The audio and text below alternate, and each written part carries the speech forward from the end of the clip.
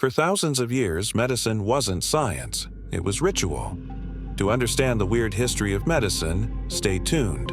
Tonight, we're going back to the blood-soaked past of bloodletting. Imagine if someone sliced open your arm and drained out some of your blood because you had a cold. Sounds crazy, right? Well, this was once standard practice. First, let's answer what was bloodletting?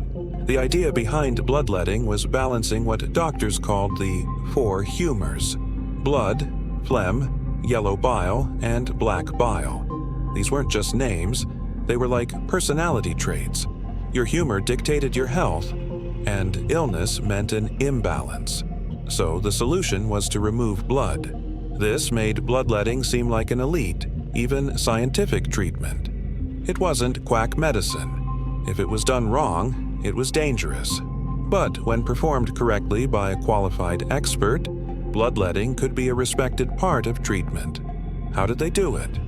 Doctors and surgeons used lancets or knife incisions along veins, usually in the arm or neck. Another method was cupping. This involved heating up cups and placing them on the skin. The heat would pull blood to the surface. Then a doctor would cut open the skin inside the cup and drain the blood. Sometimes they'd use leeches instead. In fact, leeches were preferred because they could provide a more precise, gentle bleed. Believe it or not, leeches were also used on sensitive areas like the eyelids and gums. So a leech could be the closest thing to an eye doctor that you want. Who got bloodletting? Everyone. It didn't matter if you were a peasant or a prince. Bloodletting was a go-to treatment for all kinds of ailments, from headaches to heart disease. For instance, George Washington's final illness, a massive bloodletting, removed a whopping 5.5 pints of blood from his body. That's equivalent to half the blood in his entire body. Talk about a painful way to say goodbye. But why did this crazy practice persist for so long? One reason was the authority of ancient texts, especially those of the Roman physician Galen. He was like the Hippocrates of the day, respected but wrong. His writings described bloodletting as a time-tested method, and that lent it credibility. Plus, the placebo effect was real. People felt better after treatments, and that reinforced the belief in bloodletting. Sometimes bloodletting actually did reduce fever, and that provided real but not lasting benefit. So there was evidence, albeit anecdotal, for its effectiveness. Also, remember, no controlled trials. What were the risks? When they cut open veins, they opened the door to infection. Bloodletting could lead to shock, anemia, and death. Patients weakened during epidemics, and sometimes the therapy was worse than the disease itself. Finally, how did bloodletting end? Slowly but surely, 2 big discoveries undermined its popularity. First, in the 17th century, William Harvey figured out how blood circulated around the body.